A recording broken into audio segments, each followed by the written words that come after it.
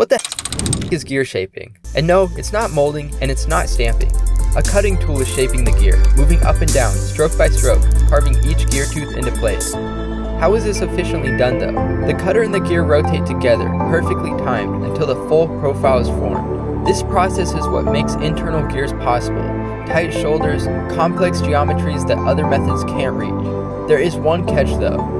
Along the edges of every tooth, at the root of the gear, tiny metal burrs form during shaping. Some are small, almost invisible, but they all cause a real problem. They interfere with proper gear meshing, increase wear and noise, and shorten the life of the gear. That's where James Engineering comes in. Automated deburring and edge finishing, built for gears and parts of any shape or size. Treating the part with an unmatched level of precision and efficiency.